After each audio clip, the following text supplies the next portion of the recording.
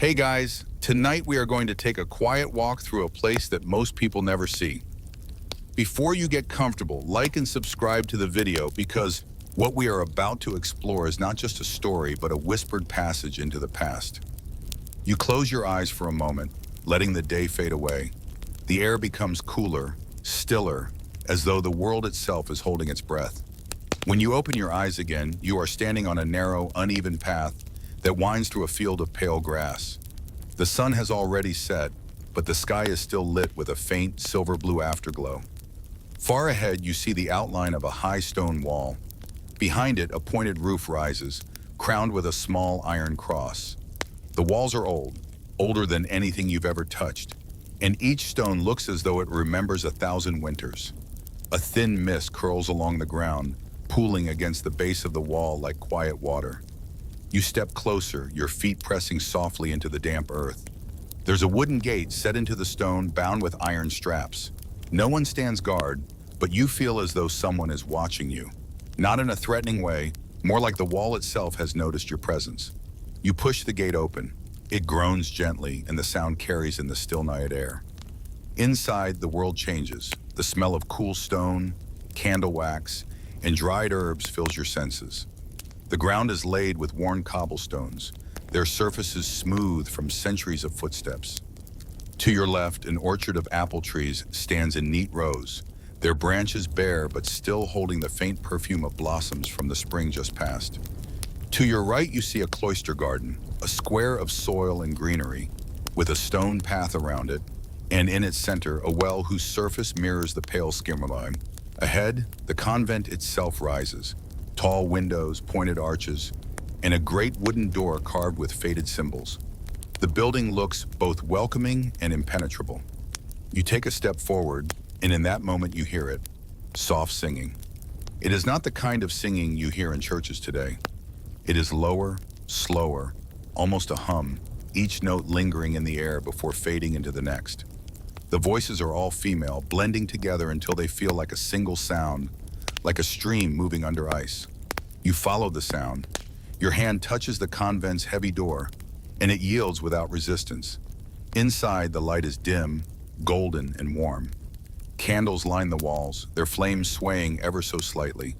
Shadows move along the vaulted ceiling, and the air feels close, almost protective. In the center of the room, a group of nuns in simple habits stands in a circle. Their hands are folded, their eyes closed. You notice that their voices, though unified, seem to hide something, a hesitation, a tremor, as if the song they sing is not meant for just anyone to hear. One of them opens her eyes and looks directly at you. Her gaze is steady, but not unkind. She tilts her head slightly, almost inviting you to listen more closely. The song fades and a deep silence takes its place. That is when you notice it.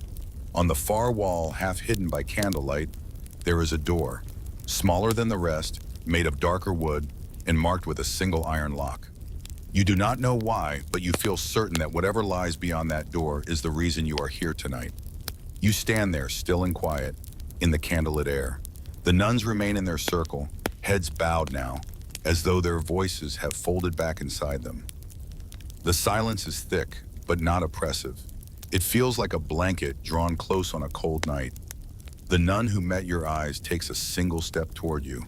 Her face is pale, her features fine, and her expression unreadable. When she speaks, her voice is low and steady, like someone speaking so as not to wake a sleeping child. "You have come far," she says, though you have not told her anything at all. Her words carry neither welcome nor warning, only an observation. She tilts her head toward the small dark door at the edge of the room, the one with the iron lock. No one else moves. No one else even seems to breathe. She steps aside just enough for you to see the door more clearly. The lock is old but well kept. There is no key in sight, yet the metal gleams as though touched often. You feel a faint draft against your hands. It's strange. Everything in the convent is still, yet this one door seems to breathe. You cross the room slowly, your steps making almost no sound against the smooth stone floor. When you reach the door, you place your hand upon it. The wood is warmer than you expect. The nun speaks again, her voice drifting to you like smoke. "Beyond here," she says, "are the things we keep. Her words are so quiet you might almost believe you imagine them. The lock somehow gives way beneath your touch. No key turns, no mechanism clicks. You simply feel the resistance melt away. The door opens just enough for you to slip inside. The air beyond is cooler, tinged with the scent of dried parchment and cedar. The light here is dimmer still, coming from a few oil lamps fixed to the walls. You find yourself in a narrow corridor lined on both sides with tall wooden cabinets. Their doors are closed, but small scraps of ribbon and faded paper stick out from their edges. Each cabinet is marked with a small iron plate engraved with a single word, names perhaps, though some are in a language you do not recognize. At the far end of the corridor is another door. This one is even smaller, barely wide enough for a person to pass through. You notice the hinges have been polished recently, though the wood itself is dark with age. As you approach, you hear something. Not music, not speech, but a faint, rhythmic sound, like the slow turning of pages. You stop a few steps away, listening. The sound stops as well. And then, in the stillness, you hear it, a whisper. Not from the door ahead, but from somewhere among the cabinets beside you. A single word, spoken so softly that you cannot tell if it is in your own language or another. Your eyes drift toward the source, but the rows of cabinets seem endless, each one watching you with its unblinking iron plate. The whisper comes again. You stand very still in the narrow corridor, the faint scent of cedar and old paper wrapping around you like a shawl. The whisper is so soft, it almost seems to move inside your own ears rather than through the air. You cannot be sure whether it came from the left or the right, or perhaps from all around at once. Your eyes trace the line of cabinets, each tall and narrow, their wood worn smooth by many hands. The engraved iron plates catch the lamplight, small glimmers in the dim hall. Some bear names that feel familiar, others are curved into shapes you have never seen before. You do not know if they are letters or symbols, but they seem old, older than the walls themselves. You take a step toward the cabinet nearest you. Your fingers hover over the handle, a simple iron loop polished by centuries of use. For a moment you hesitate, listening again. The whisper does not return, but you hear something else now. A faint rustle like cloth shifting slowly, or the brush of a hand against parchment. You open the cabinet. Inside there are no shelves, only a single tall compartment. From a wooden peg hangs a robe, pale and worn, its fabric soft with age. It smells faintly of lavender, though the scent is so old it is almost a memory. Pinned to the inside of the robe is a strip of parchment, folded once. You ease it free. The parchment is brittle, the ink faded, but the writing is neat. The first few lines are in a language you do not understand, the letters curling in unfamiliar shapes. But then, further down, you see words in your own tongue. She sang when no one was meant to sing. The sentence is simple, but there is a weight in it, an echo of something not spoken aloud. You return the parchment to its place and close the cabinet door gently.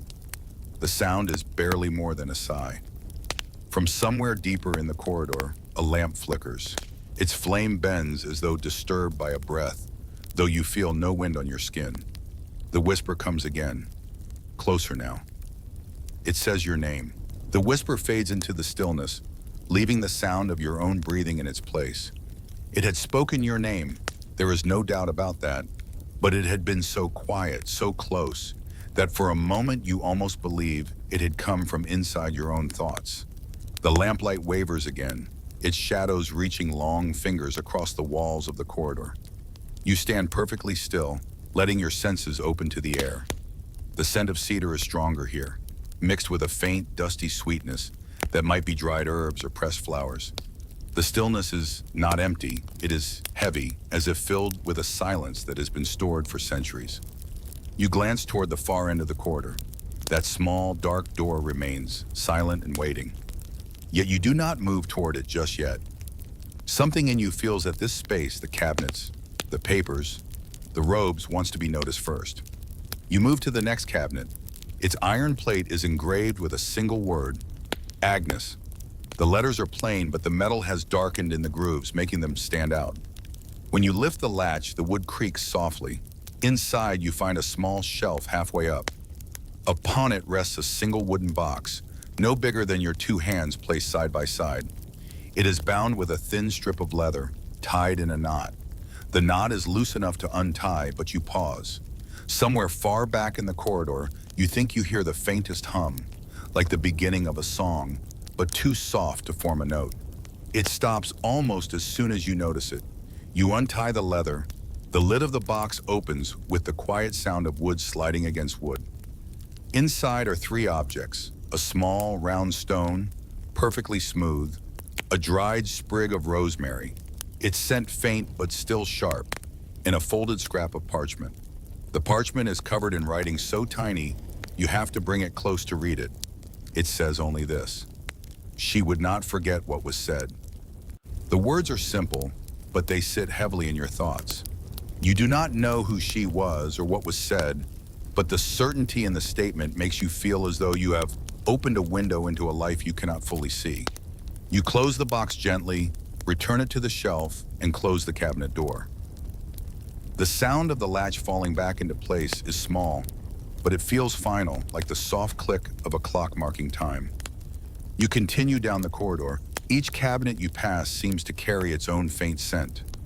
Lavender, rosemary, beeswax, parchment. Some names you recognize, others are in languages your eyes can barely follow.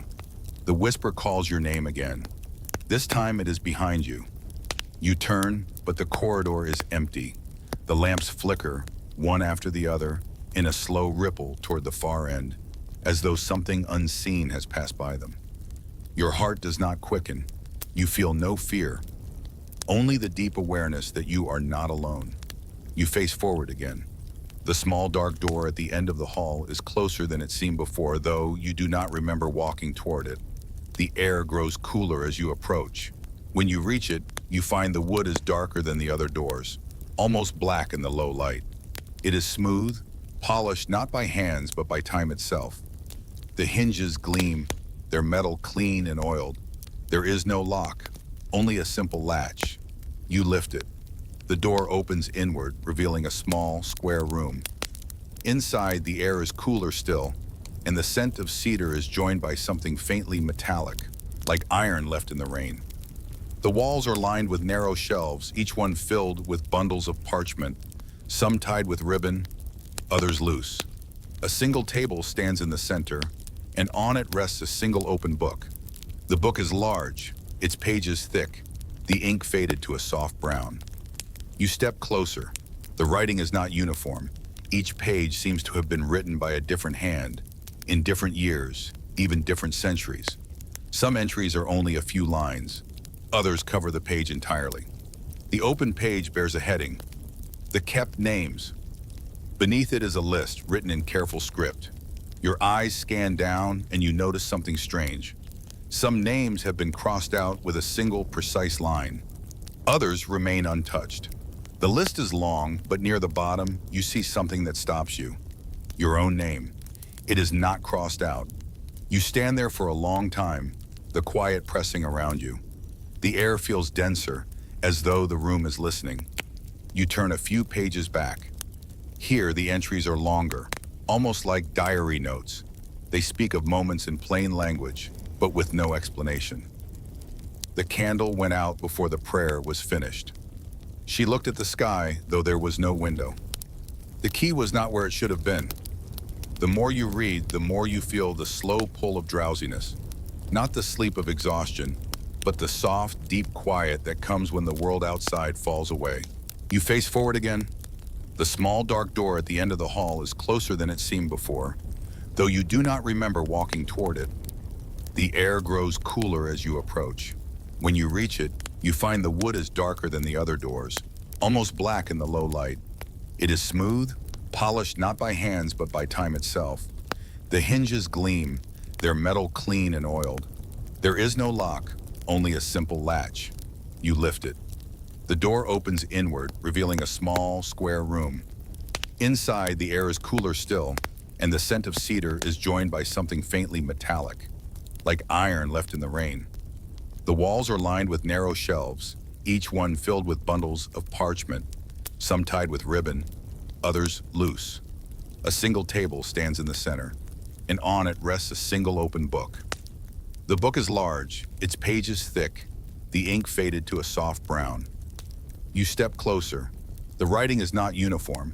Each page seems to have been written by a different hand, in different years, even different centuries. Some entries are only a few lines. Others cover the page entirely. The open page bears a heading, The Kept Names. Beneath it is a list written in careful script. Your eyes scan down and you notice something strange. Some names have been crossed out with a single precise line. Others remain untouched. The list is long, but near the bottom, you see something that stops you, your own name. It is not crossed out. You stand there for a longer time, the quiet pressing around you. The air feels denser, as though the room is listening. You turn a few pages back. Here the entries are longer, almost like diary notes. They speak of moments in plain language, but with no explanation. The candle went out before the prayer was finished. She looked at the sky, though there was no window. The key was not where it should have been. The more you read, the more you feel the slow pull of drowsiness. Not the sleep of exhaustion, but the soft, deep quiet that comes when the world outside falls away. You close the book gently. The sound of its shutting is small, but it echoes faintly against the shelves. When you lift your eyes, you are no longer alone. In the far corner of the room stands the nun who had looked at you in the candlelit hall. Her eyes are calm, her hands folded before her. She says nothing, but her gaze moves to the table, then back to you. You feel as though she is asking without words, "Did you see what you were meant to see?" You nod. The answer feels right, though you do not know what it means. She steps aside, revealing another small doorway behind her. It is unmarked, its frame rougher than the others. Beyond it, you glimpse only darkness. She gestures once, an invitation. You step through. The darkness is not empty. It feels warm, like the inside of a cloaked hood. Your footsteps make no sound here, and the air smells faintly of earth.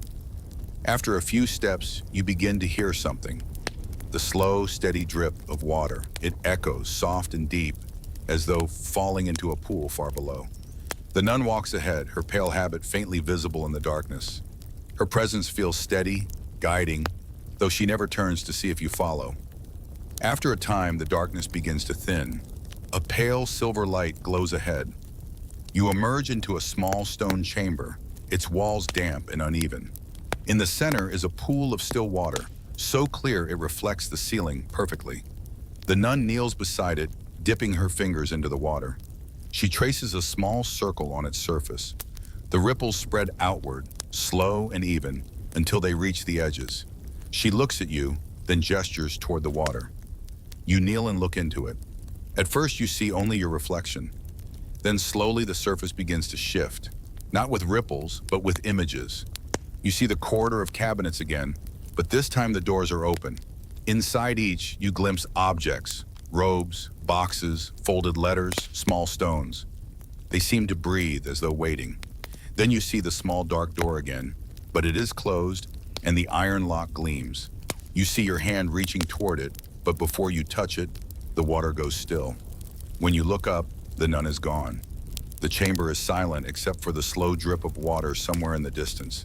You rise, the silver light fading around you. Somewhere behind you, there is a door, waiting to lead you onward. You walk toward it. You stand in the cool silence of the chamber, the still pool reflecting what little silver light remains. The nun who guided you has vanished without sound, leaving you alone with the drip of water and the faint breath of stone walls. The air is damp, but not unpleasant. It smells of earth, as though the convent itself has roots that reach into the ground. You turn slowly, your steps soft, until you find the outline of another doorway behind you. It is shaped unevenly, carved more by necessity than by design, as though someone long ago widened a natural gap in the rock. There is no door to bar your way, only the faint trace of a draft flowing outward. The draft is cool, carrying the scent of old dust, candle smoke, and something faintly floral, perhaps the memory of pressed herbs. You step forward. The passage narrows at first, forcing you to brush against rough stone. Your hand grazes the wall, cool and slightly damp, leaving a trace of moisture on your fingertips. After several paces, the path begins to rise. and you feel the incline beneath your feet. The dripping sound fades behind you, replaced by a silence so complete you can hear the faint rhythm of your own breath. Then, ahead, a faint glow appears. It is not as bright as a torch or lamp, but soft and golden, like candlelight seen through thin cloth. You move toward it slowly, each step measured, until the corridor opens into a wider space. Here, the stone walls have been replaced by wooden beams, darkened with age but still strong. The floor beneath you shifts from uneven rock to carefully laid planks, smoothed by centuries of footsteps. The faint glow comes from a lantern hanging high upon a beam. Its glass stained with age, so the light spreads softly, never harsh. You realize you are standing at the threshold of a hall. It stretches forward longer than you can see clearly, lined on both sides by doors. Each door is tall and narrow, set into the wood as though part of the wall itself. None of them are marked, and all are closed. The air here is still, yet it feels warmer than the stone chamber you left. It carries the faint aroma of beeswax and herbs, lavender, beige, rosemary, scents familiar from the convent garden above. You breathe them in, and they seem to quiet the lingering questions in your mind. You begin to walk. Your footsteps are nearly silent on the wooden floor. The lantern light reaches only a little way ahead, so the far end of the hall remains veiled in dimness. As you pass the first door, you pause. Its surface is smooth, polished by many hands, yet without a handle. You brush your fingers against it, and the wood is warm, as though it has been touched only moments ago. You move on to the second and the third. Each feels the same, smooth, warm, waiting. None offer entry, yet as you walk, you notice something subtle. Behind some doors, the silence is absolute. Behind others, you hear faint impressions. Not words, not sounds exactly, but the suggestion of them. Like the memory of a voice long after it has faded, or the trace of a song that hums just beyond hearing. You slow your pace, attuning yourself to the quiet. The fourth door hums faintly with something low and steady, as though someone had once sung a note there, and it still vibrates in the wood. The seventh door carries a whisper of parchment, paper shifting gently, though there is no breeze. The ninth door smells faintly of apples, as though an orchard had been sealed away behind it. Each door, you sense, keeps something. Not objects, perhaps, but moments, fragments, traces of lives that once moved through this place. You pause at the 10th door. The wood here is darker than the rest, and colder beneath your hand. When you lean close, you hear nothing. No hum, no whisper, no memory, only stillness. It feels heavier than the others, as though whatever it held is gone. You move on. The corridor stretches longer than it should, the lantern light never quite reaching the end. But eventually, after many steps, you see another glow, fainter, bluer, as though moonlight had slipped inside. At last, you reach the end of the hall. Here stands a single larger door, arched at the top, framed by beams carved with simple patterns, crosses, circles, leaves. Unlike the others, this door has a handle, a plain iron ring. The wood is lighter, streaked with age, and you can see where countless hands have worn its surface smooth. You take the handle. It is cool but not cold, solid beneath your grip. When you pull, the door yields easily, as though it had been waiting for you. Beyond is a chamber unlike the others you have seen. It is wide and high-ceilinged, its walls lined not with cabinets or shelves, but with frescoes. The paintings are old, the colors faded, yet they retain a quiet beauty. Figures of nuns in pale robes, their faces calm, their eyes lifted toward painted skies. Scenes of gardens, wells, cloisters, each rendered with delicate care. But among them are stranger images. A door standing alone in a field, a candle burning in the palm of a hand, a well whose surface shows not water, but a reflection of the night sky. At the center of the chamber stands a long wooden table. Upon it are arranged small bundles of parchment, stacked neatly in rows. Some are tied with ribbon, others left loose. Beside them are quills, ink pots, and a single burning candle whose flame is steady despite the still air. You approach. The nearest bundle is tied with faded blue ribbon. When you untie it, the parchment unfolds into a letter. The handwriting is small and neat, the ink pale with age. It begins without greeting, as though it is part of a larger exchange. We were told not to write it down, and yet we must, for memory fades faster than ink. The letter continues in short sentences, each one like a confession. The door was opened again last night. Her voice carried further than the walls should allow. We keep the names, for they will be needed. You set the parchment down gently, then turn to another bundle. This one, tied with red ribbon, holds only a single page. The handwriting is hurried, uneven. Do not forget that silence can be broken by what is kept, not only by what is spoken. The words linger in your thoughts as you move along the table. Each parchment you unfold reveals more fragments, observations, warnings, simple notes written with no explanation. She did not sleep, though her eyes were closed. The candle was lit, though no one had entered. The well reflected not the sky, but the faces of those not present. Each fragment feels like a thread of a larger tapestry, though the pattern remains unseen. You read until your eyes grow heavy, the candlelight softening around you.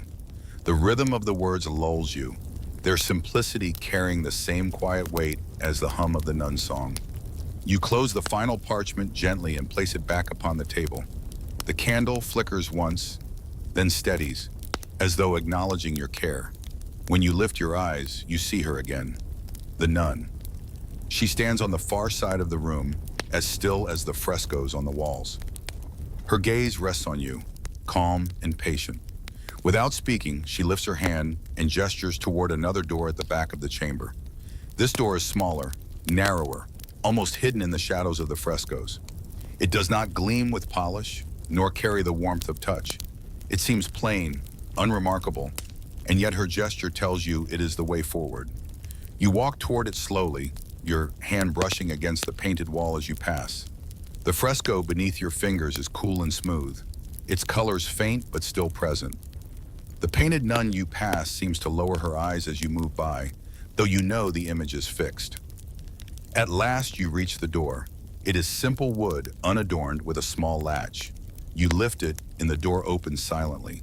Beyond lies a staircase, narrow and steep, leading upward into darkness. The air that drifts down is cooler, touched with the scent of stone and night air. You take the first step. The wood creaks softly beneath you, the sound absorbed by the silence above. Each step carries you higher, the chamber fading behind you. The light of the candle does not follow. You are climbing into shadow. Yet as you climb, a faint glow begins to appear above, bluish and gentle, like moonlight filtered through glass. Step by step, you draw closer until the staircase ends at another door. This one is lighter in color, the wood pale and weathered. It carries no handle, only a simple wooden bar holding it shut from within. You lift the bar. It rises easily, as though it has been lifted many times before. You push the door open. Cool night air brushes your face. You find yourself stepping into a cloister garden, open to the sky. The moon is high, casting silver light over the stone paths, the small square of soil, the central well. The garden is empty, quiet, peaceful. You walk to the well. Its stone rim is cool beneath your hands, and when you look into its depths, you see not your reflection, but the reflection of the night sky above, stars scattered across blackness. Yet as you watch, the reflection shifts. The stars move, rearranging into shapes, letters, words. They form a sentence glowing faintly in the dark water. The names are kept because they must return. The stars ripple, then scatter back into their ordinary shapes. The water is still again, reflecting only the skirma. You step back slowly, the night air cool around you, the scent of rosemary drifting faintly from the soil. The convent is silent, its walls rising dark against the moonlit sky. Somewhere deep within, you know the corridors still wait, the cabinets still hold their secrets, and the book still bears your name. The silence here is not empty. It is full, waiting, listening. And you know this is only the beginning of what the convent keeps. The night air rests cool and steady upon your skin, carrying with it the faintest sense of damp earth, rosemary, and stone that has been warmed by countless days and cooled by countless nights. You stand beside the well, its round stone rim smooth under your touch. and the memory of what you saw in its water lingers in your mind. The reflection of the stars had not been idle. They had formed words meant for you. The names are kept because they must return.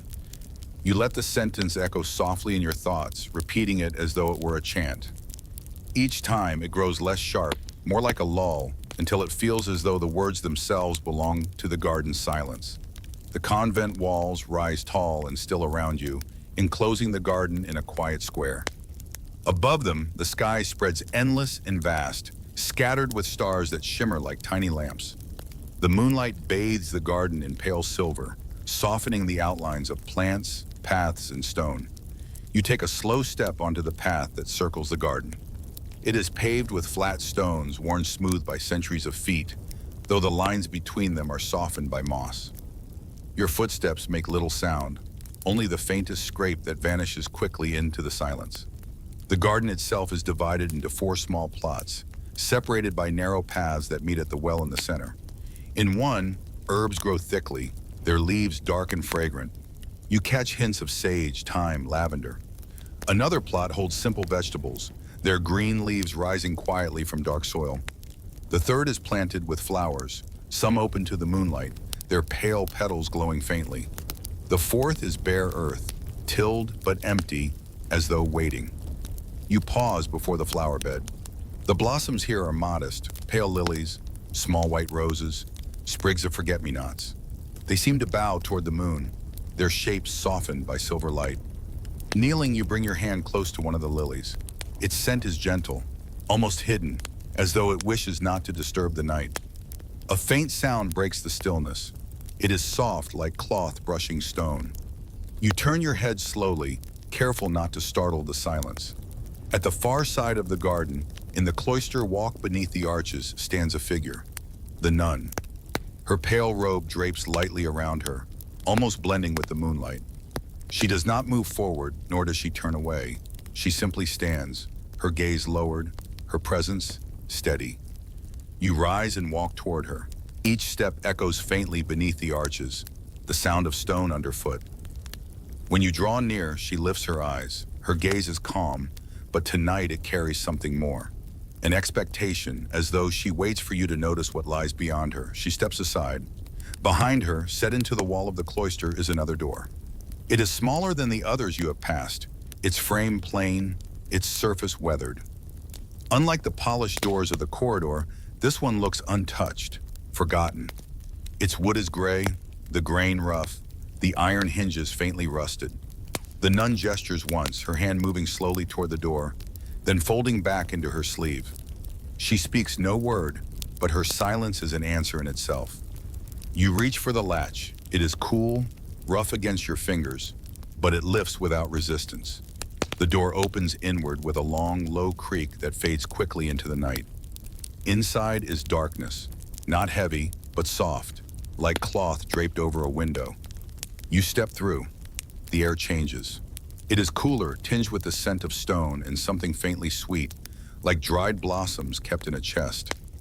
As your eyes adjust, you see you have entered a narrow passage.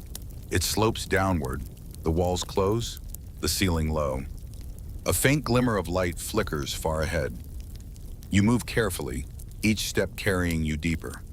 The sound of your breath seems louder here, though it is steady and calm. Your fingers brush the wall. It is uneven, cool, shaped by tools but worn by time. The glimmer of light grows stronger until you see its source. A lamp burning on a small stone shelf. Its flame is steady, shielded by a glass cup, casting a circle of soft gold. Beside it rests a clay bowl, empty but for a few dried petals. The passage continues beyond. You lift the lamp, its weight solid in your hand, and carry it with you. Its glow stretches the shadows, pushing them gently back as you walk. The passage widens into a chamber. Its walls are of stone but smoother, shaped by careful hands. The air here is dry and the scent of earth has given way to the faint must of old parchment. Along the walls stand shelves carved into the stone itself. Upon them rest dozens of small wooden boxes, each no larger than a book. They are arranged neatly, each tied with ribbon or cord, their surfaces marked with symbols or names. You set the lamp upon a low shelf and step closer. The nearest box is bound with dark ribbon, its wood pale and smooth. Etched upon its lid is a simple mark, a circle with a line drawn through its center. You lift the box gently. It is light, yet when you shake it softly, something shifts within. You untie the ribbon and open it. Inside lies a small bundle of folded parchment. The parchment is brittle but still intact, its surface covered in careful handwriting. You unfold it slowly. She carried silence as though it were a lamp. Her voice was not heard, yet all knew it was there. When the door closed, it did not close for her. The sentences stand alone, unconnected, yet they carry weight, as though they belong to something larger. You fold the parchment carefully and return it to the box. Another box catches your eye. This one is darker, its surface marked with scratches. Its ribbon has frayed, it's not loose. When you open it, you find not parchment, but a stone, small and smooth, painted with faint lines. The lines form a pattern, a star or perhaps a cross, though the paint is faded. You hold it in your hand for a moment, the coolness of the stone steadying you, then place it back gently. You move along the shelves, opening boxes, finding within them fragments, letters, scraps, pressed flowers, small stones, ribbons, each carrying a trace of a life once lived within these walls. Each item feels deliberate, chosen, kept. Together they form not a record, but a memory preserved in pieces. As you close the last box, the air shifts. The flame of the lamp flickers, bending as though touched by breath. You turn slowly. At the far side of the chamber, a curtain hangs, heavy and dark, drawn across an archway. It stirs faintly, though no wind moves here. You step toward it. The curtain is thick, its fabric rough beneath your hand. When you draw it aside, you reveal another chamber, smaller, lit by the pale glow of moonlight filtering through a high, narrow window. At the center of this chamber is a stone table. Upon it rests a single open book, larger than any you have seen here. Its pages are thick, its script bold and dark, though aged. You step closer. The open page bears a heading, The Circle of Return. Beneath it are lines written with clarity, as though meant to endure. The names are kept not for memory, but for return. They will walk again, though not as they once did. The convent keeps because the world forgets. You trace the words slowly with your eyes, letting them settle within you. The ink is faded, but the meaning is steady. You turn the page. Here, lists of names fill the parchment, arranged in columns. Some are familiar: Agnes, Cecilia, Margaret. Others are strange, their shapes foreign to you. And among them, again, you see your own. Your name is written in the same ink as the others, not newer, not older. It belongs here, though you do not know why. The silence of the chamber grows deeper, almost expectant. The moonlight shifts, casting your shadow across the book. And then, from somewhere beyond the curtain, you hear it again. The soft, steady sound of singing. The same low, wordless chant you heard when you first entered the convent. It moves like a river beneath the stone, carrying with it the weight of centuries. You close the book gently, your hand resting on its cover for a long moment. The song continues, its notes rising and falling with slow grace. It does not call you forward nor hold you back. It simply is, filling the silence, weaving itself into the air you breathe. You stand there, the lamp's flame steady beside you, the moonlight silver above, the book waiting quietly on the stone. The night stretches long, soft, endless, and in the stillness, you know the path through the convent has only just begun to unfold. The song hums through the chamber, low and steady, like the soft undercurrent of a river moving unseen beneath the earth. You stand with your hand resting gently upon the closed book, its presence solid and certain, the words you have just read lingering in your thoughts. The names are kept not for memory, but for return. The phrase turns slowly in your mind, round and round, until it becomes less a sentence and more a rhythm, joining the quiet song. The lamp beside you glows softly, its flame unmoving, while the pale silver of moonlight pours through the high, narrow window, catching in the dust of the air. You look once more at the shadow your body casts across the stone table in the book. It stretches long, faint, across the floor, almost another figure standing alongside you. The singing grows slightly stronger. It is still wordless, still low, but you can tell now that it comes not from the chamber itself, but from beyond. It weaves through the stone in a way that feels both distant and near, as though every wall holds a trace of the sound. You lift the lamp and turn toward the curtain. The fabric hangs heavy, unmoving, but when you touch it again, you feel warmth, as though the song itself has passed through the cloth. You draw it aside and step once more into the chamber of shelves and boxes. The air is unchanged, still dry, still carrying the faint must of parchment and old wood. Yet the sound of the chant fills it now, stronger than before. It seems to be guiding you, its notes leaning softly toward the far wall. As you listen, you notice something new. Near the base of the stone, half hidden by shadow, is a narrow opening, so small and low you might have overlooked it.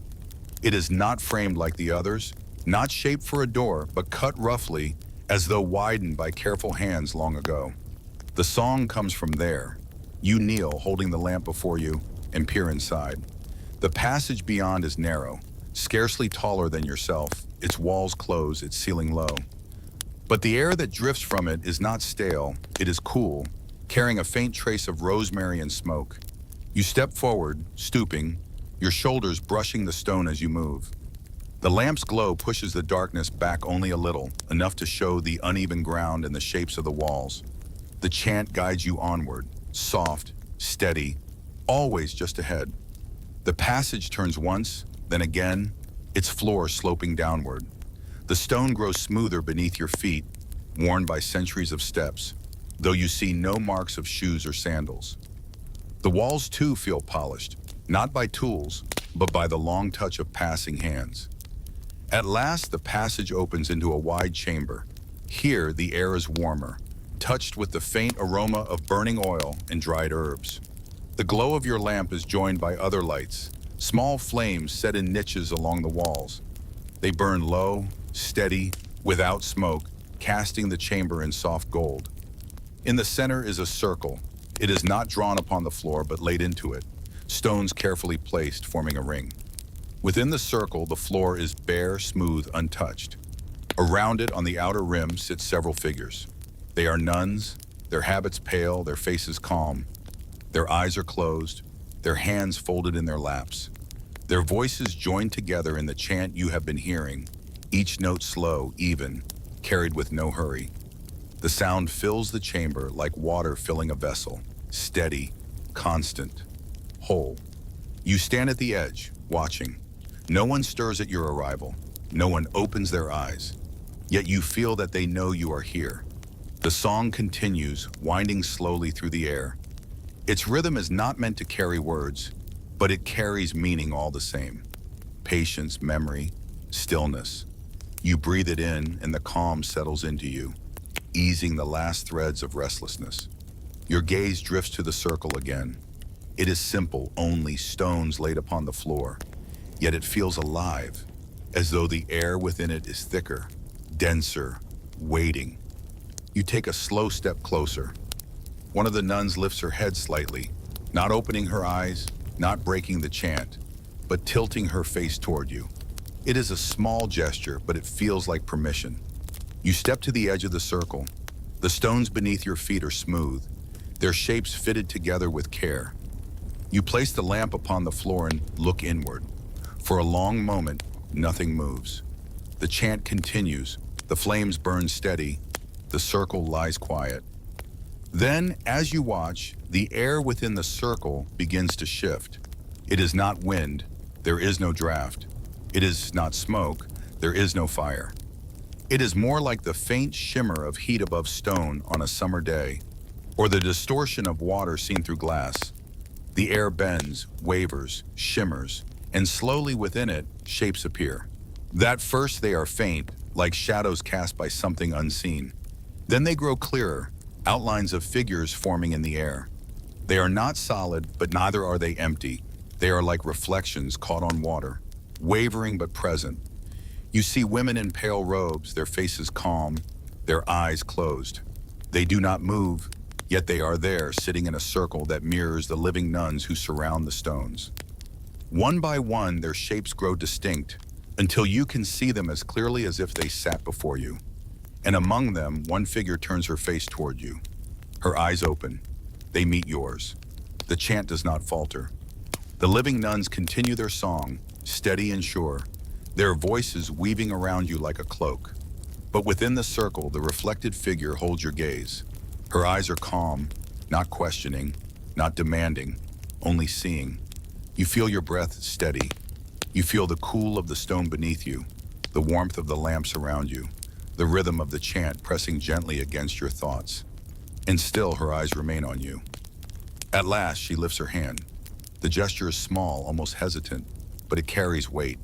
She touches her chest with her fingertips, then extends her hand outward toward you. The air between you ripples faintly. You do not move forward, yet you feel the connection settle like a thread between you and her. It is not heavy, not binding, but soft, steady, like the hum of the chant itself. Her lips part, though no sound emerges. You cannot hear her, but you know she speaks. Her mouth forms the shape of words, simple, slow, deliberate. Remember.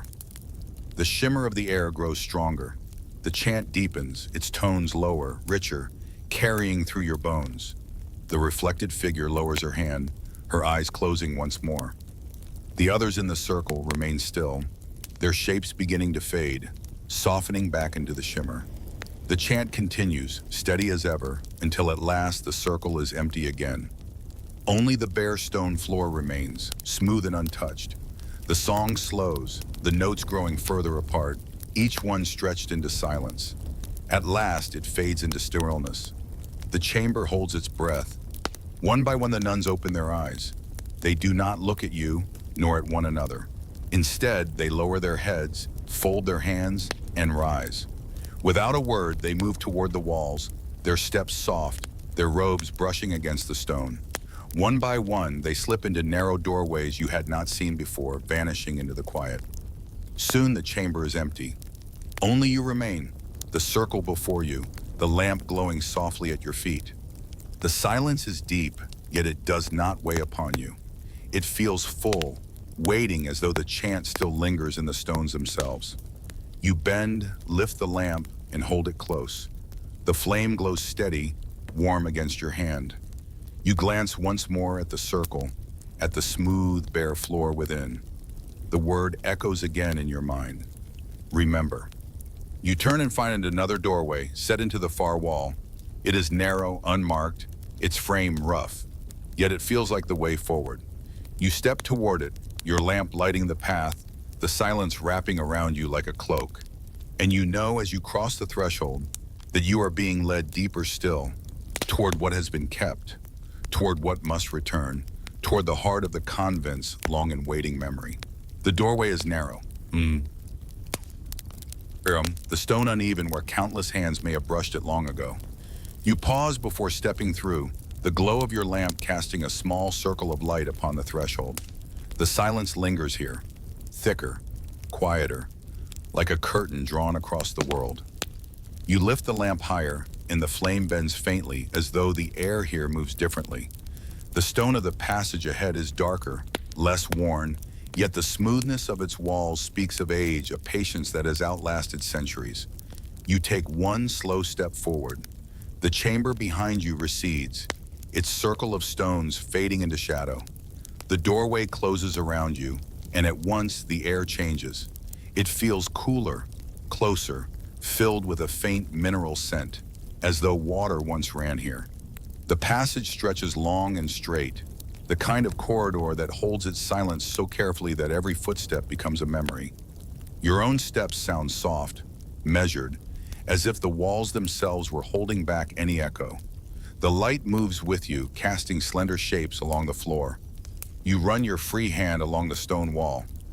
It is not the clean blockwork of the convent above, but rougher, cut by hand before tools were sharp or even.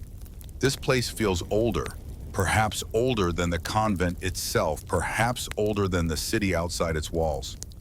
The corridor narrows briefly, then widens again, revealing faint carvings. They are shallow, worn by time, barely visible in the lamplight. At first, they appear as only lines, but as your eyes adjust, you see shapes emerge. Circles, always circles, overlapping, incomplete, repeating. They spiral inward, always toward a center. You pause, tracing one with your fingertips. The groove is shallow but deliberate, made with care. The stone beneath your skin feels faintly warmer than the rest, though your mind tells you this cannot be so. The lamp flickers, though no draft touches you. Ahead, the corridor bends for the first time. You follow it, and as you turn, you hear something, soft, faint, nearly hidden by silence. It is not song, not chant, but something like the slow turning of pages far away. You step carefully, each movement carrying you closer. The sound grows clearer, parchment shifting, thin paper brushed by unseen fingers. At last, the corridor opens into another chamber. This chamber is different. The air is filled with the scent of dust and ink, sharper than the quiet stone you left behind. The lamp shows rows of shelves, low and wide, not like those above. They are carved directly into the stone, filled with bundles wrapped in linen and tied with faded cords. You step forward. Your light grazes one bundle, and you see that it holds not a book, but a roll of parchment, its edges brittle, its surface darkened by age. Another bundle holds wooden tablets, their surfaces engraved with marks. Another holds fragments of clay, wrapped as carefully as glass. It is not a library. It is something older, something quieter, a place where memory has been set aside, waiting. The sound of pages turning grows stronger. You follow it deeper into the chamber, past rows of shelves, until you reach the center. There, seated at a stone table, is a figure. She is cloaked in pale fabric, her head bent low over a spread of parchment. Her hand moves slowly, as though tracing words you cannot see. The lamplight brushes her form, and you see the edges of her robe shimmer faintly, like the shapes within the circle before. You stand still, watching. The figure does not stir, though her hand continues to move, slow and certain. You step closer, careful, your lamp lifted. The parchment before her is blank.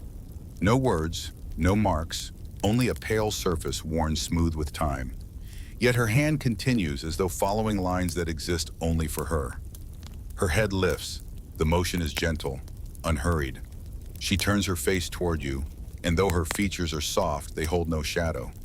Her eyes are not empty, but neither are they fully present, like windows that open only part way.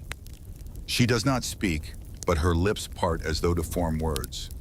The sound that comes is neither voice nor whisper, but something softer, like the hush of breath through leaves.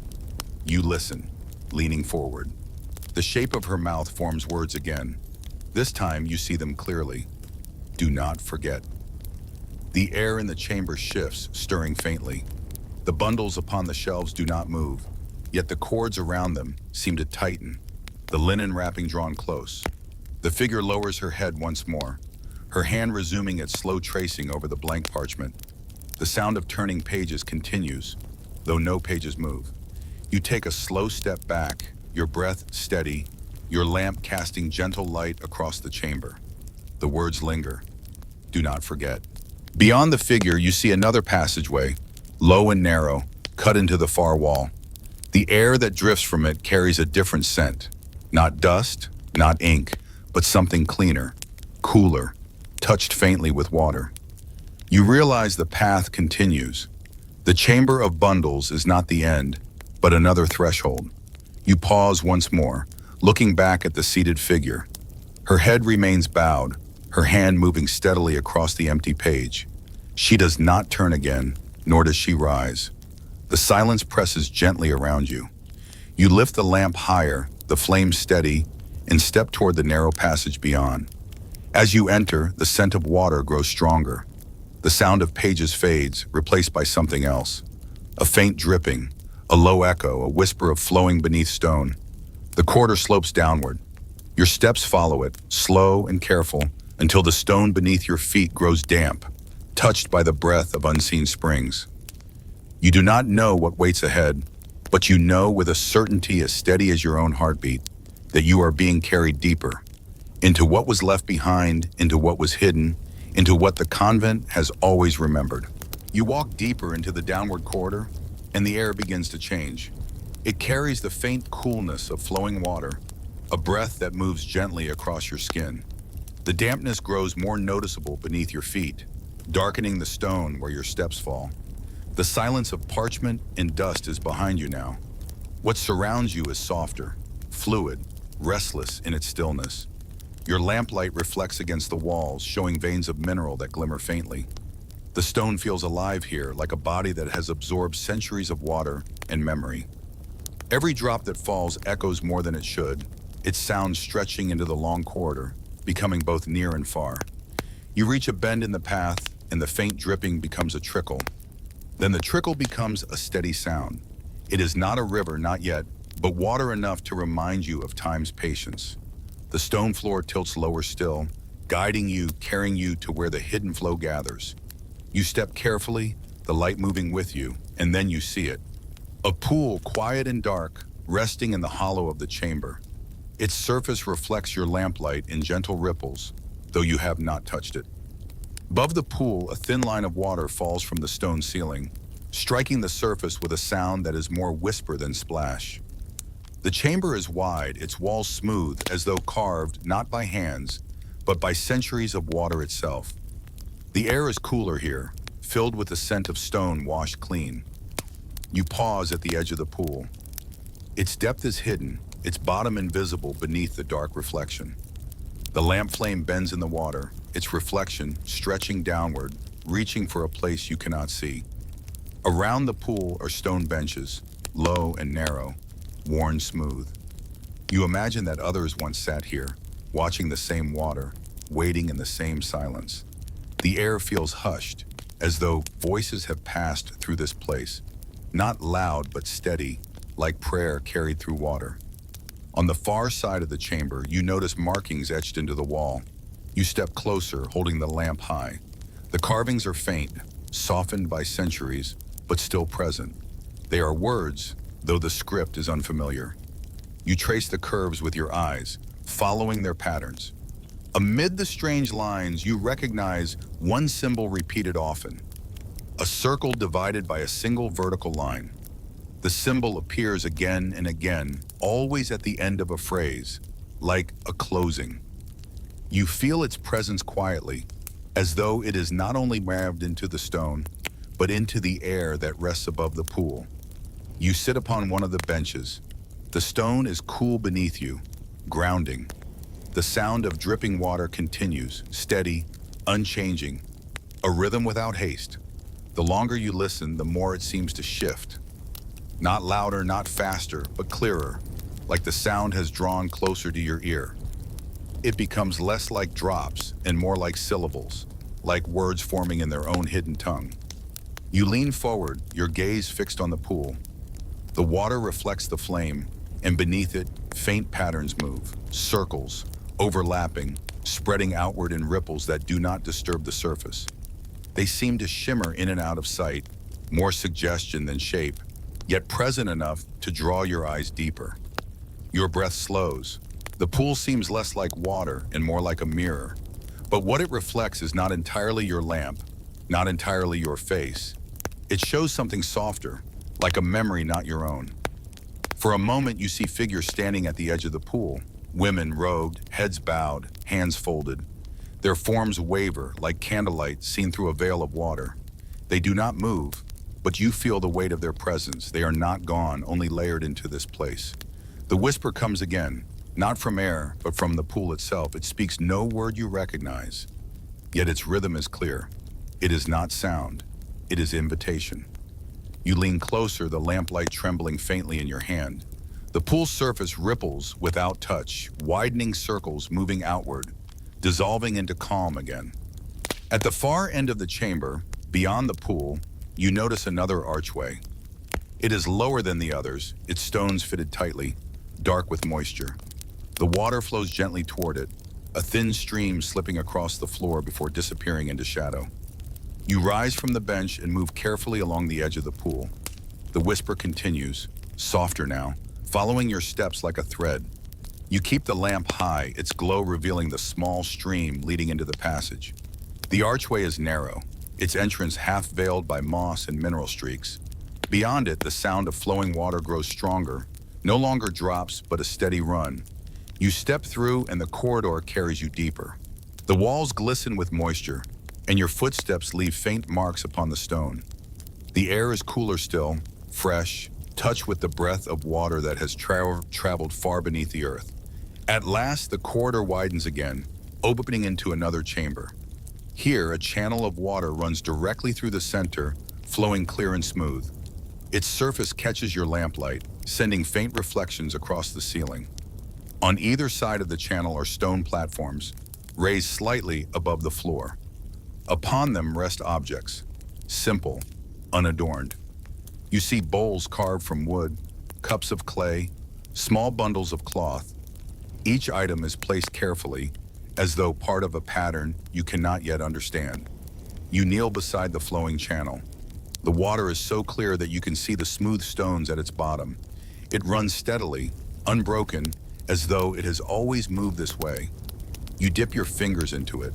The coolness is sharp at first, then soothing. The water carries no taste of salt, no bitterness, only a clean clarity. The whispering returns, faintly, from the walls, from the channel, from the stillness itself. This time it does not call your name. It says only one word, a word you can understand. Remember. The sound dissolves, leaving silence again. You look up, and across the channel you see another set of stone steps, carved into the far wall. They lead upward, disappearing into darkness. You rise, the lamp steady in your hand, and cross the channel on a narrow stone bridge. The steps wait for you, quiet, worn with use. You begin to climb, each movement slow, each step carrying you further from the water's song. As you ascend, the air grows warmer, the dampness fading. The stone feels drier, smoother, less ancient. The whisper of water lingers behind you, like a voice that will not vanish, only wait. At last, the steps end at a wooden door. It is plain, unadorned, but its grain gleams as though polished often. You rest your hand upon it. The wood is warm, warmer than the air around it. You pause, listening, feeling the stillness on the other side. You push it open, slowly, carefully. Beyond, a glow spreads into your eyes, not the dim flicker of a lamp, but the softer light of many candles. The air carries the faint scent of wax and honey. You step through and find yourself once more within the convent, but not the convent you first entered. This place is different. The walls are lined with shelves, not of parchment, but of candles burning quietly, their flames steady, their light weaving together into a golden hush. You are not alone here. Figures move in the glow, nuns, their robes pale, their heads bowed. They carry candles in both hands, placing them carefully upon the shelves one after another, filling the air with light. None of them look at you, none speak. Yet you feel their awareness, their presence acknowledging yours without turning. The chamber hums faintly with the warmth of so many flames. And in the center stands another door, tall, wooden, bound with iron. It waits, its presence steady, unyielding. You know the path has not ended. You have only reached another threshold. You stand quietly in the chamber, surrounded by the golden hush of light. Each candle burns without flicker, though you feel no draft and hear no breath of air. The flames stand still as though time itself has slowed to honor them. The nuns continue their motion, steady, precise, without pause. Each one carries a candle as though it is more than wax in wick, as though it holds something unseen, something preserved in its flame. You watch them move. Their robes are pale, their steps slow but purposeful.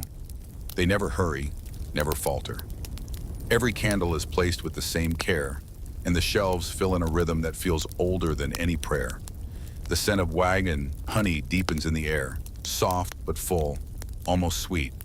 It clings gently to your breath, calming, grounding. You notice now that the shelves climb higher than you first thought.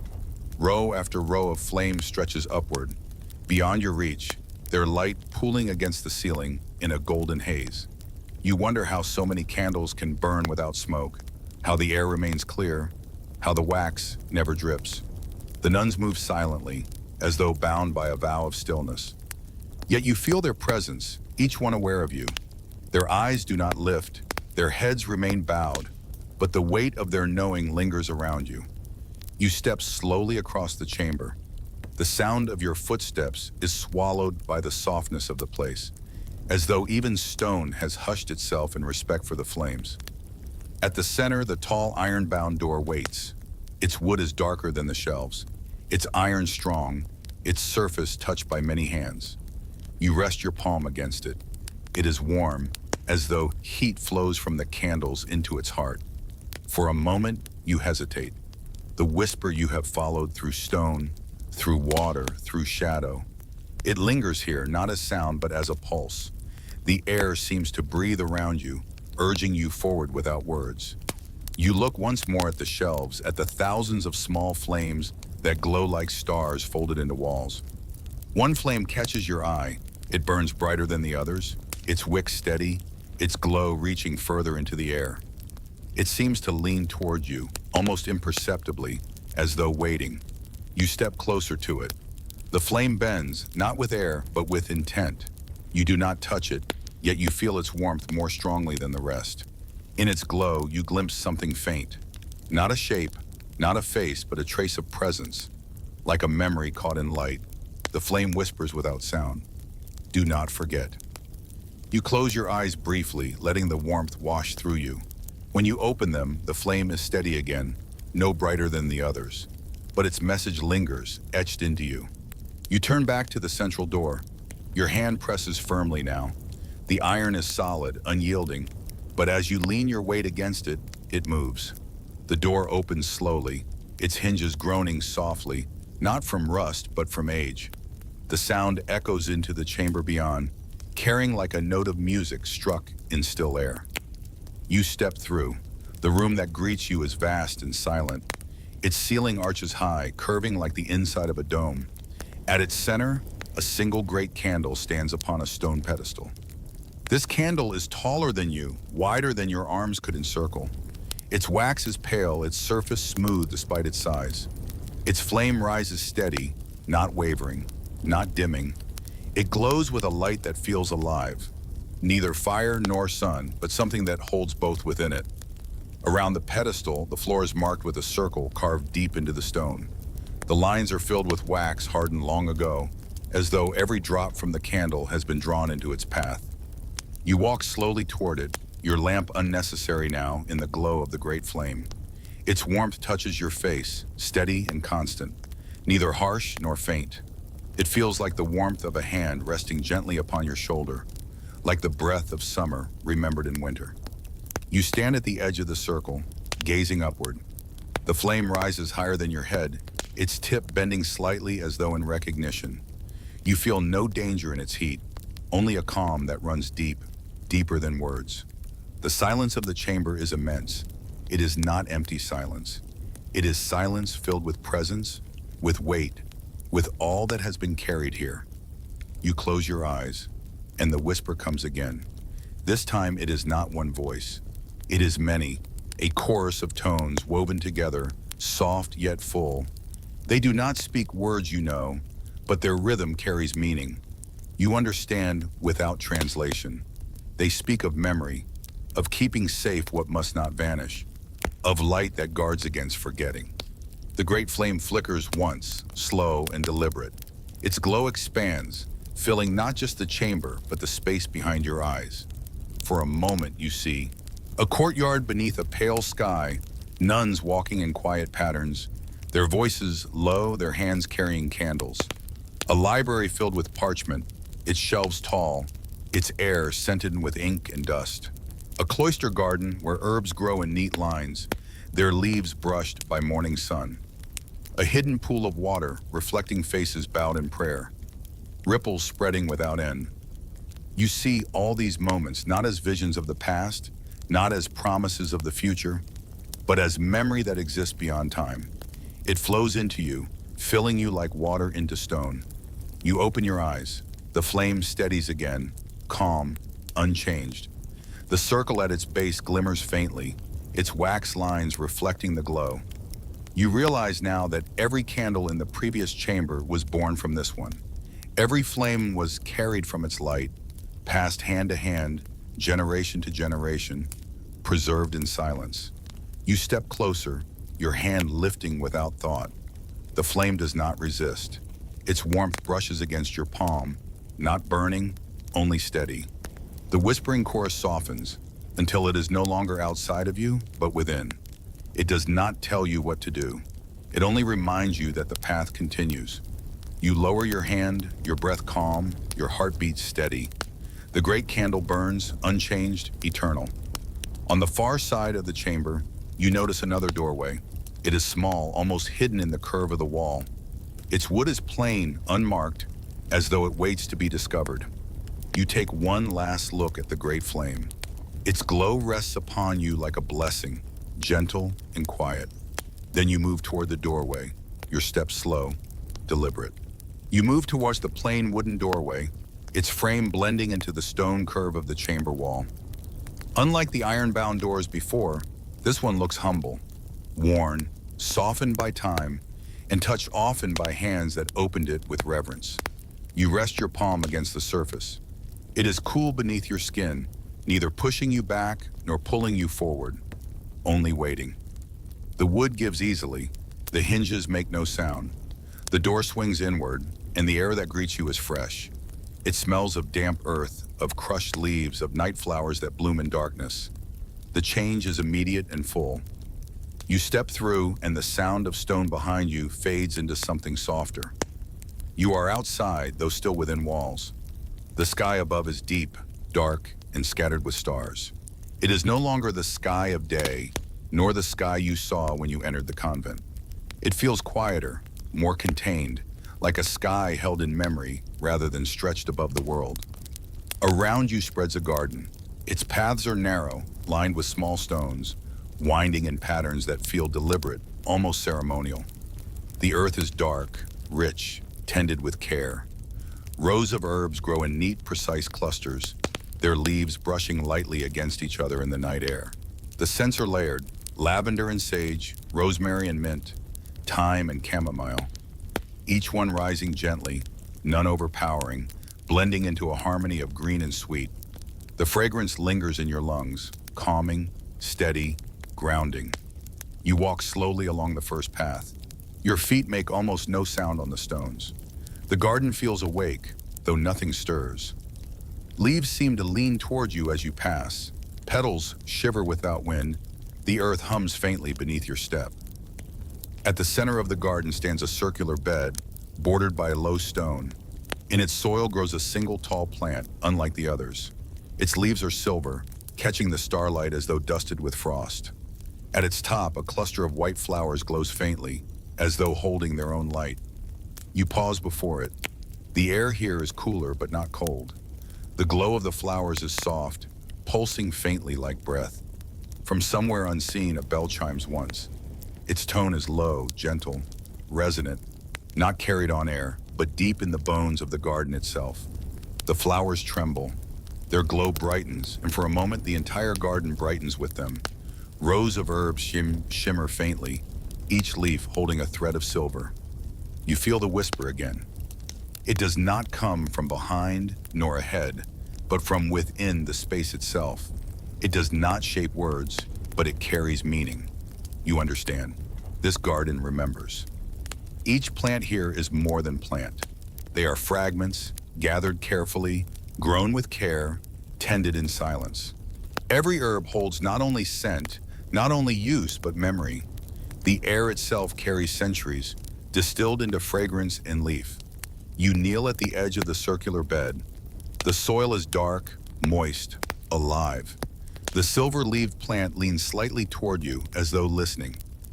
You do not touch it, but you feel its presence, a stillness that is not empty, but full. Closing your eyes, you let the garden breathe around you. Lavender soothes the edges of thought. Rosemary clears the fog of memory. Chamomile softens, sage steadies, mint sharpens. The layers weave together until you are no longer separate from the scent. You are within it, and it is within you. A vision unfolds, slow and gentle. You see nuns bent over soil, their hands dark with earth, planting seedlings by moonlight. You see jars of dried herbs carried into shadowed rooms, tucked away in small wooden boxes. You see candles lit, their flames brushed with sprigs of sage, their smoke curling upward into prayers unspoken. You see faces bent in concentration, soft voices naming each plant, naming each memory, sealing them into the leaves. The vision fades. You open your eyes, and the silver plant stands steady again, glowing softly. A path curves away from the circle, narrower than the others. Its stones are darker, its soil edged with taller herbs whose leaves arch over, forming a passage of green. It calls to you, quiet but clear. You rise, moving toward it. The leaves brush lightly against your arms as you pass, their scent stronger here, as though concentrated. The passage narrows, turns, then opens suddenly. Before you lies another circle, larger than the first. But this one is empty. No plants grow in its soil, no stones border its edge. Only earth lies there, dark, waiting. You step closer, standing at its edge. The air is quieter here, heavier. You kneel, pressing your hand lightly to the soil. It is warm, not from sun, but from something within. It pulses faintly, as though alive, as though breathing. The whisper returns, closer than ever. It does not speak words, but you feel what it means. Something must be planted here. You glance back toward the first circle, where the silver leaf plant glows. You glance back toward the first circle, where the silver leaf plant glows faintly under starlight. A single petal has fallen, pale and luminous, resting at the edge of the soil. It seems to wait for you. You walk back, kneeling once more before the glowing flowers. Your hand lifts the petal carefully. It is lighter than air, softer than silk, warm against your skin. The glow lingers in your palm, not fading. Carrying it gently, you return to the empty circle. You kneel again, pressing the petal into the soil. It sinks easily, as though drawn in, and the earth shivers softly beneath your touch. The circle brightens, not with flame, not with light, but with presence. The soil glimmers faintly, silver threads weaving through it like veins. The whisper swells, filling the air, filling the garden, filling you. It does not speak in words, yet you understand. The garden is not finished. It grows still, carrying memory forward, keeping safe what is given. And now a new memory has been planted, one that belongs to you. You rise slowly, your hand still tingling from the soil's warmth. The circle rests calm again, its glow faint, steady. The path before you curves onward, deeper into the garden, into what waits next. You follow, your steps quiet, your breath slow, the sense of midnight herbs still around you. The garden whispers gently as you move, not with words, but with the hush of leaves. The sigh of petals, the weight of memory kept in soil. The path bends toward another doorway, half hidden behind an arch of ivy. Beyond it, shadows deepen, and the faint sound of water drifts toward you. You step forward. The path continues. The door yields slowly, its weight softened by age, its hinges sighing with a sound like cloth brushing stone. The light that spills out is not harsh, not blinding, but warm and steady, as though it has been waiting for centuries without ever burning away. You step forward. The chamber that greets you is vast, far larger than the cloister below, yet enclosed, safe and hushed. It breathes with quiet intention. Rows of long wooden tables stretch across the stone floor, their surfaces worn smooth by years of hands, quills, and parchment. The scent of ink lingers here, faint but sharp, as if every page ever written has left behind a trace folded into the air. The walls are lined not with shelves but with alcoves, each one holding a single lectern. Upon these rests parchment, vellum, or thin wooden tablets, each anchored by stone weights. Some pages are empty, some half-filled, some crowded with careful script. None of them are finished. The light does not come from candles. It comes from orbs of pale fire suspended in the air above the tables. They float soundlessly, never flickering, their glow even and calm. The air beneath them feels neither warm nor cold, simply balanced, as though light here is not flame, but memory made visible. Your footsteps are hushed against the stone. The chamber receives you without surprise, as though expecting you. At one table near the center, you see movement. Not sudden, not sharp, only the slow curl of a hand, the deliberate bend of a wrist. A figure sits there draped in pale robes, her head bowed, her shoulders steady. Her hand holds a quill, though the quill does not touch parchment. It moves above the page, slow and measured, as though writing upon air. You watch as she completes a line you cannot see. Her hand pauses, then dips the quill into a pot of ink that never dries, never empties. She lifts it again, continuing her careful script. No words appear upon the page, yet the air above it glimmers faintly, like water shifting beneath light. You step closer. Your lamp is unnecessary here, so you lower it, letting the chamber's own glow lead you. The figure does not stir as you near, does not look up. Her hand keeps moving, her writing never pausing. You lean to see. The page before her is blank, but the air above it holds faint impressions, like ripples in glass. Shapes form briefly, letters, phrases, fragments. They vanish before you can read them, as though they are meant only for the hand that writes them. The whisper returns. It moves gently in your ear, lower than speech, higher than thought. They wrote what could not remain. You watch the figure's hand, its motion steady, its rhythm unbroken. The whisper continues. Not all secrets could be held by stone. Not all truths could be drowned in water. Some had to be given to the air itself, written where no one could touch, where no one could read. They wrote for the silence. They wrote for the walls. They wrote for what comes after. You glance around. At each table sits another figure, pale-robed, bowed, their hands moving with the same slow care. Quills dip into ink, rise and move again. The air above every page shimmers faintly. No voices sound, no words are spoken, yet the chamber is alive with a rhythm, the endless hush of writing. You walk between the tables, the glow of the orbs brushing soft against your face. The figures never look up. Their faces are calm, their features blurred, as though shaped from the same quiet substance as the walls themselves. They do not notice you, or perhaps they do, but notice in silence without needing to turn. At one lectern near the wall, a parchment waits without a figure. Its surface gleams faintly, untouched by quill. You draw nearer, drawn by something steady. The parchment breathes, not with lungs, not with air, but with the faint movement of light across its surface. Letters begin to appear, not all at once, not clearly, but as though surfacing slowly from deep water. You watch them form, line by line. Do not carry it alone. The words hold still for a moment, then blur, then fade, dissolving back into the page. The surface is blank again, as though nothing was ever written. You reach your hand toward it. The parchment does not resist, does not move, but the air above it shivers faintly, like skin touched by wind. A coolness spreads through your fingertips. You feel the weight of a quill in your hand. Though your hand is empty, the whisper guides you, steady, patient. Right.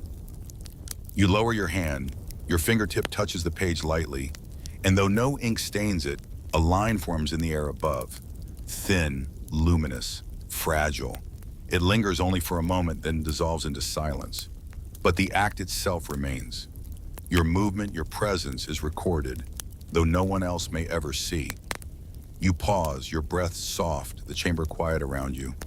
The figures at their tables write on, undisturbed, unbroken. The light continues to glow. The whisper stills, leaving you with silence. Yet the silence feels changed. It is no longer emptiness, no longer waiting. It is fullness. It is keeping.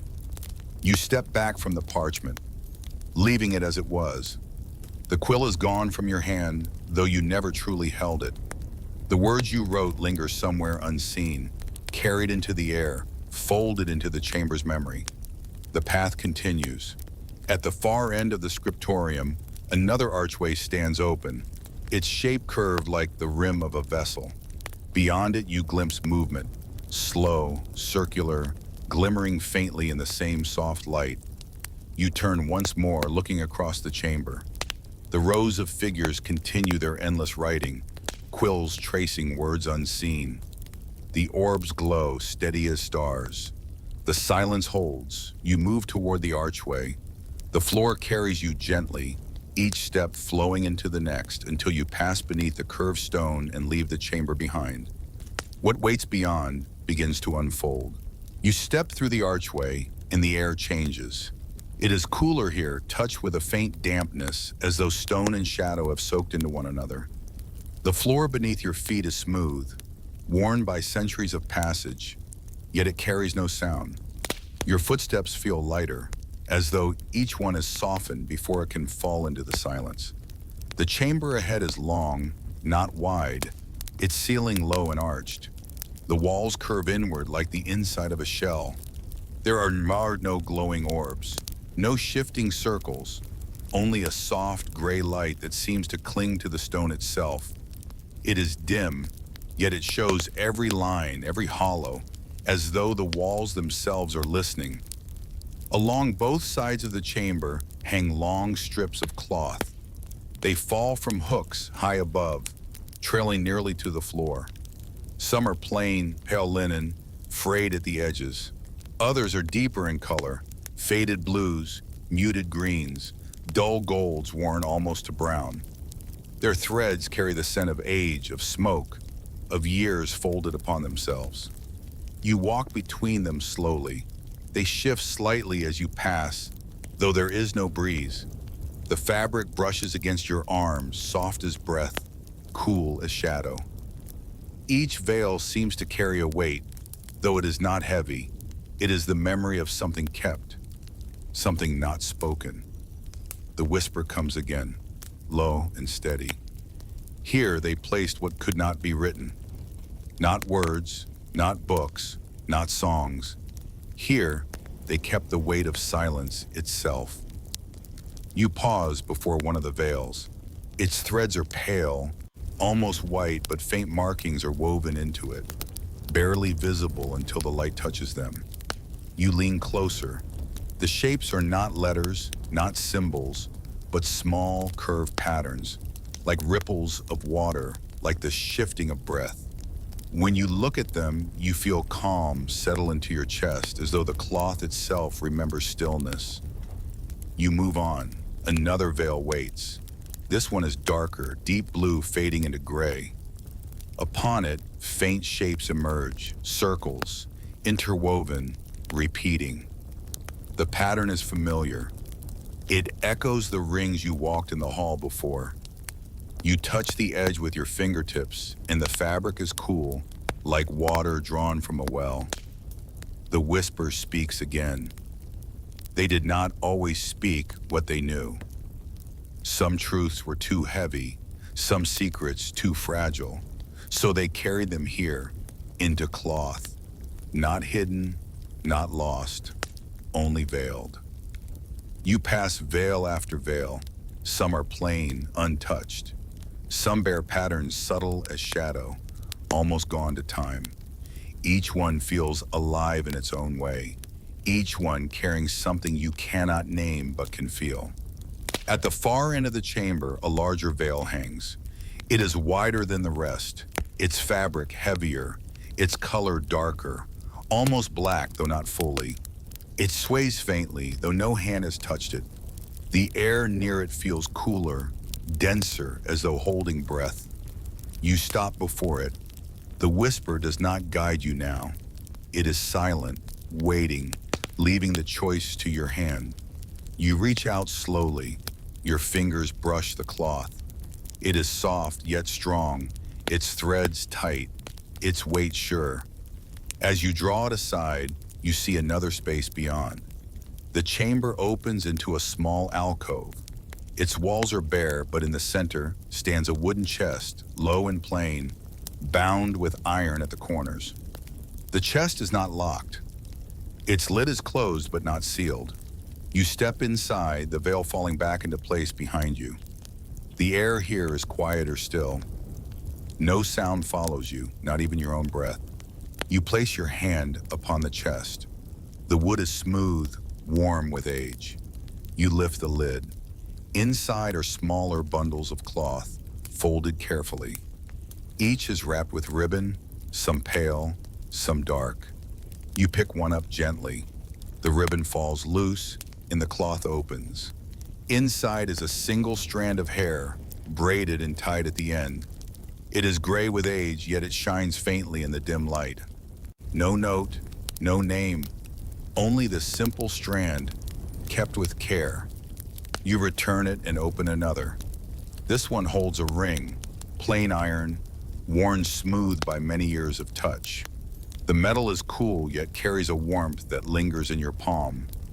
Another bundle contains a scrap of parchment, its ink nearly gone. You can barely make out a few words. Kept, not spoken. You fold it again, laying it back with care. The chest is full of such bundles, small, quiet pieces of lives once lived, once hidden, once remembered. None of them loud, none of them grand, but all of them carried here, kept in silence. You close the lid. The weight is not heavy, yet you feel it settle into your chest, into your memory. It is not burden, but presence. The veil parts again, though you have not touched it. The path behind you waits, the chamber still filled with hanging cloth, the whisper faint once more. Not everything is to be seen, not everything is to be told, but what is veiled is not lost. It waits, it remains. You step back into the Hall of Veils. The strips of fabric sway gently as you pass, brushing against you like hands in prayer. You follow the path back toward another archway at the far end of the chamber, its shape rising like the curve of a dawn not yet arrived. You step toward it, and the light beyond waits softly, patiently, ready to open, and you move on.